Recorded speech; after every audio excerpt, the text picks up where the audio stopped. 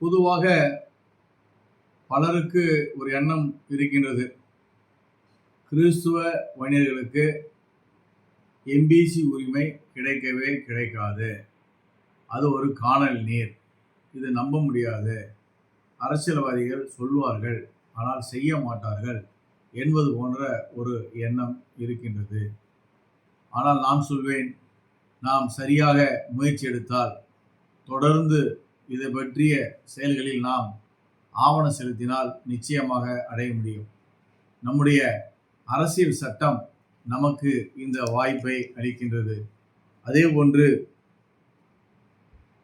மேதகு BP Mandal commission மற்றும் நீதியரசர் ரங்கநாத் மிஸ்ரா இவருடைய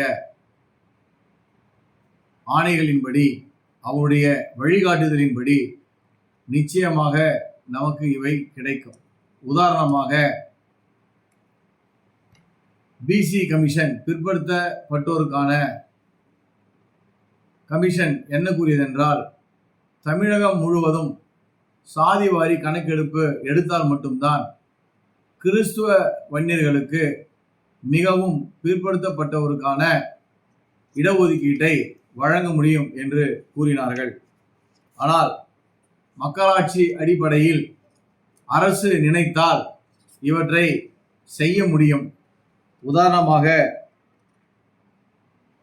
குறும்ப கவுண்டர் இனத்திற்கும் அருந்ததியருக்கும் இஸ்லாமியருக்கும் அவர்களுக்கு இடஒதுக்கீட்டை அளித்த பொழுது அவர்கள் தமிழகம் முழுவதும் 100% சாதிவாரி கணக்கெடுப்பு நடத்தவில்லை. அவைகளை செய்யாமல் தான் அவர்களுக்கு இந்த இடஒதுக்கீட்டை வழங்கினார்கள். நமது ஊரில் ஒரு சொல் வழக்கு இருக்கிறது, வாயுள்ள பிள்ளைதான் பிழைக்கும் என்று சொல்வார்கள். அடிக்க அடிக்கதான் அம்மியும் நகரும் என்று கூறுவார்கள். நமது மக்களாட்சியிலே மக்கள் தொடர்ந்து தங்களுடைய தேவைகளை சொல்லுகின்ற பொழுதுதான் அரசு நிச்சயமாக கிடைக்கும்.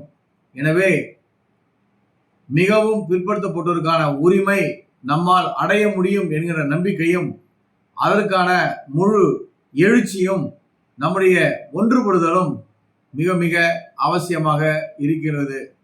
எனவேதான் கிடைக்கும் பொழுதெல்லாம் எல்லா இடங்களிலும் கிறிஸ்துவ வன்னியர்களுக்கு எம்பிசி உரிமை வேண்டும், அது எங்களுடைய அடிப்படை தேவை என்பதை நாம் தொடர்ந்து வலியுறுத்தி கொண்டே இருக்க வேண்டும். எனவே இதற்காக இப்போது நாம் எடுத்திருக்கின்ற இந்த ஓர் முயற்சியானது 26ஆம் தேதி பகண்டை கூட்டுரோட்டிலே நாம் கவன ஈர்ப்பு ஆர்ப்பாட்டம் நடத்த இருக்கின்றோம். சட்ட வழியிலே நேர்மையான முறையிலே நாம் அரசிடம் நம்முடைய உரிமைகளை நாம் கேட்போம். எனவே இது நம்முடைய உரிமை என்பதை நாம் புரிந்து கொள்ள வேண்டும். எனவே அனைத்து கிறிஸ்துவ வன்னியர்களும் இந்த ஆர்ப்பாட்டத்திலே பங்கேற்குமாறும், தொடர்ந்து இது தொடர்பாக நாம் எடுக்கின்ற அனைத்து முயற்சிகளிலும் நாம் அனைவரும் ஒத்துழைத்தால் நிச்சயமாக வருகின்ற மார்ச் மாதத்துக்குள்ளாக அரசு நமக்கு இந்த எம்பிசி உரிமையை கட்டாயமாக வழங்கும் என்பதையும் நான் உங்களிடத்திலே பகிர்ந்து கொள்கின்றேன்.